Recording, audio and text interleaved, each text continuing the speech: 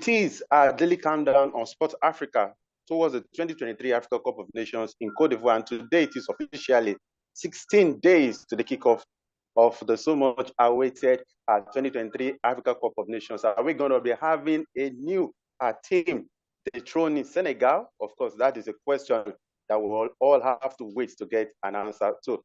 Welcome. My name is Ashalolu Afemi. Of course, James Ibrebe and Kyle, of course, they've been excellent, wonderful, fantastic since we began this daily countdown. Guys, you're welcome. Thank you very much, Femi. Always a pleasure. Yeah, thank you, Femi. Happy to be today on today's edition.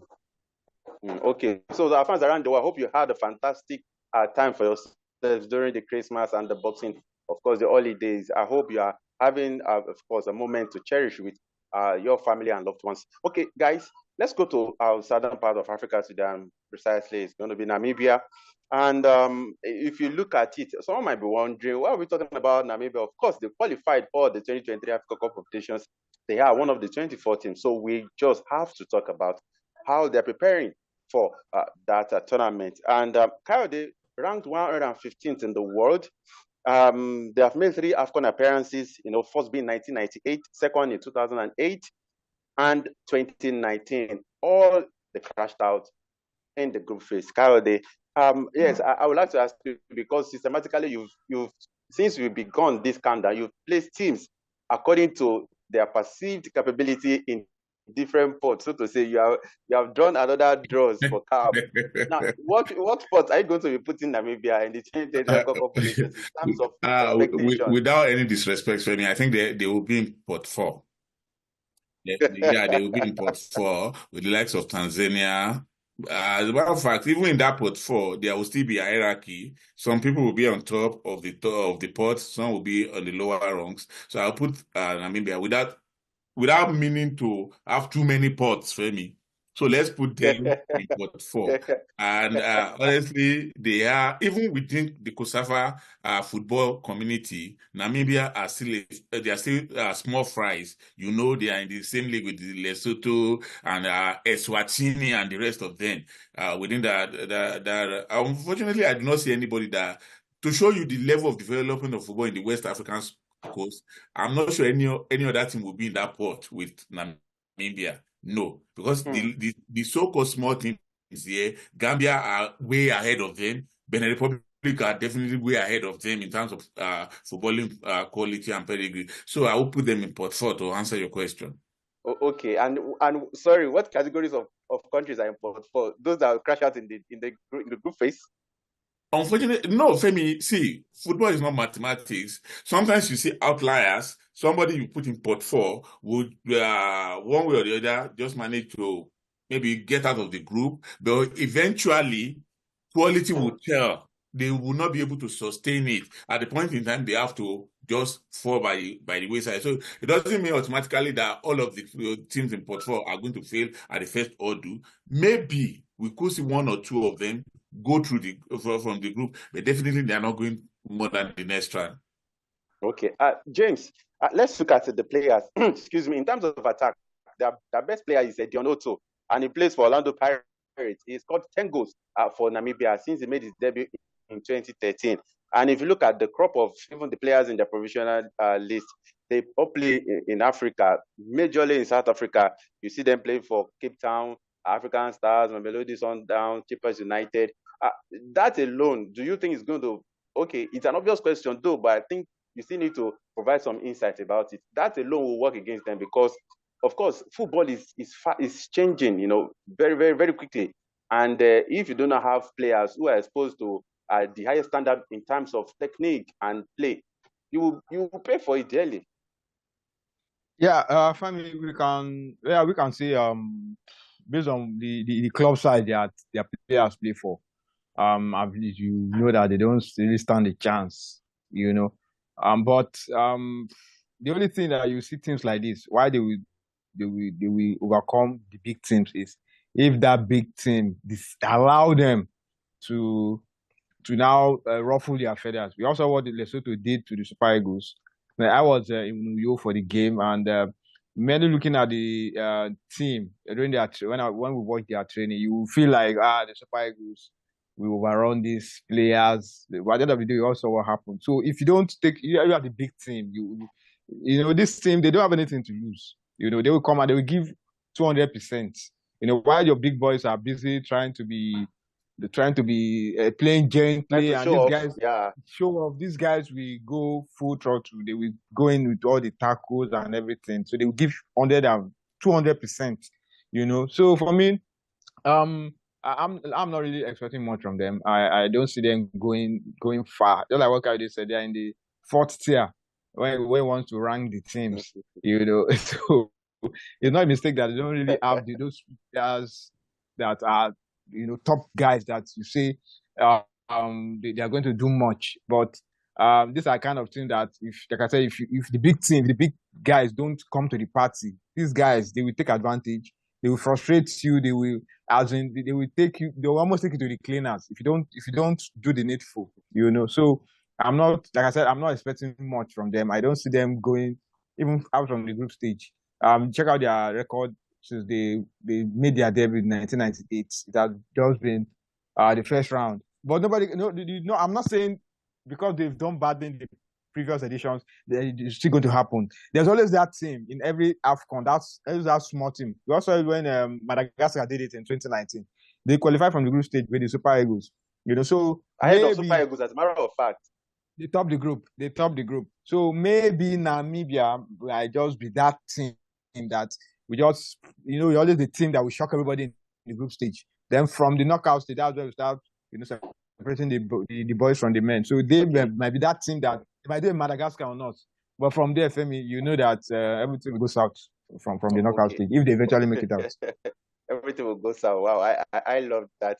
James said tier. How they say pot 4? I wonder what sort of soup is in pot 1, pot 2, pot 3, pot 4. Here in Africa, we eat a lot of soup. Let's talk about what James just said, because he actually took that out of my mouth. Like I said, in any tournament, you always find that team of surprise that will surpass the expectation. Like now, let's say we have Namibia, Mauritania, maybe DR Congo might not be in that group. But do you think Namibia might? Tanzania, yeah, thank you, Tanzania. All those teams that will be in your portfolio, which of them do you think? Okay, maybe I should say, do you think Namibia could be one of them? Could. Let's be careful with the use of English now, Femi. Could, yeah, anybody could. Like you were saying, theoretically, anybody can win the AFCON. Of all the participating teams, all of them can win it theoretically. But when we go to brass tacks, you know that some countries the different ball game, yeah. When you ask me whether Tanzania in particular, whether Namibia in particular, no. I would say in all of football's history, the teams that have been tipped as pre-tournament favorites have usually ended up crashing out when you don't expect. Take, for example, the very, very popular example of Colombia before 1994 World Cup. By the results they had pre-tournament, Femi, everybody thought the World Cup was waiting for Colombia to just go there and pick. But they did not get out of the group, and it led to the death of, what's his name? Escobar. Escobar. André Escobar, that was shot in frustration by some dickheads who felt he lost them money. Because I know it was not because they love the country or they love football. It was because he lost money to all those gambling gangs. That was why he lost his life tragically. So, and I will also use another example. In that same 1994 at the AFCON, everybody thought Tunisia, because they were a host, because they had a pretty solid team, they were doing well in the pre-tournament games that they played, and they had Fauzi Rozi, who was one of the top strikers in Africa. We thought they were going to just win at home because everything was like set for them, playing at home in front of their own fans. Fauzi Rozi was there. They had this very wonderful goalkeeper. I can't remember his name immediately. And they have a very good team largely. You would think that was enough for them to win. But after losing their first game to Mali 2-0, they never recovered and they were kicked out of the competition. So I'm always careful with all these pre-tournament tags about favorites or who is not. So I would wait until at least the first round of games is complete. When each team has played one game, then I will tell you, I think I see champions written on this team or this team.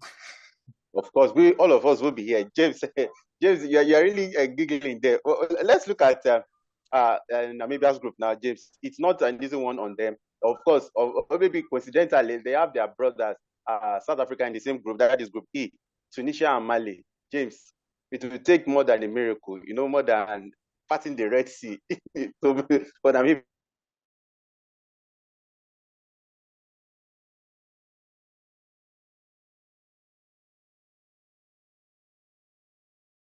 When you play against teams, that you're very close to, no matter how small. Take for instance, in Spain, Barcelona, Espanyol. When you talk of, you see when they play, you always see that you think Espanyol has won. They are sorry, James. They always win. Don't judge a book by its cover. For instance, Group C of the 2026 World Cup qualifier, which you have Nigeria, South Africa, Benin Republic, Rwanda, and Lesotho. No one will ever thought at this point Rwanda will be topping the table. Femi, just two rounds of games. You've not even gone halfway. That's all. But mistakes It's too early to start. It's too early. Even the team that is on top. Even the team on top, every morning they wake up, they go and check the table whether it has been. The pressure. They don't expect to be there, so they go and check the table whether it has changed overnight. The pressure into a marathon. You don't. The pressure they are in now, Femi, is hot. They know that they look behind them. They look behind them. It's like when my Man City is behind you, you know that. You not say you are out top. You have to be very. Even when you win your games and they are here to play, you are still saying God, even though we have let them cancel their own game. So like I said, South Africa is the only team I feel they can flex their muscle because they come from the same area. They will want to flex, but when they play against the other teams, they know that it's not going to be the same thing. So I'm not really seeing them. I don't see them doing much. I'm not expecting anything from them in that group. They'll be one of the teams. Luckily, we never can tell because there's this space for third best qualifying team. Who knows? They might just be lucky enough to pick one of these slots. But Femi, realistically, I don't fancy their chances. Okay, if you're from Namibia, if you're Namibian and you're watching this countdown, please go tell your national team what Kayode and James have said. And that there are people they need to prove wrong at the 2020 AFCON competitions in Cote d'Ivoire. Of course, the only trophy or title that Namibia have to their name in international football is the COSAFA Championship, which they won in 2015. Since then, that's why they are ranked 115th by FIFA in the world. Guys, thank you so much for your incisive analysis as always on the show. Thank you so much. Thank you very much, Femi. See you tomorrow. Yeah, thank you, Femi. I really laugh out my heart today on the show. I'm so happy that I'm not in Namibia because I can't imagine how I would have felt. But we wish all the 24 participating teams all the best in the AFCON. Tomorrow it will be 15 days to the kickoff of the 2020 AFCON Cup of Nations, day by day, hour by hour, minute by minute. We are grinding to the opening ceremony of that epic tournament. And of course, we'll be taking you to all the things that you need to know regarding that tournament. Until we see you tomorrow, it will be day 15. So the kickoff. I remain Ashalola FM. James Agbere and Kayode Ogundare, they've been here and they've been wonderful. Our producer also, we appreciate you so much for always putting this together. Please tell someone to subscribe to our channel. Like I told you, the journey has not begun. We'll see you all tomorrow. Bye for now.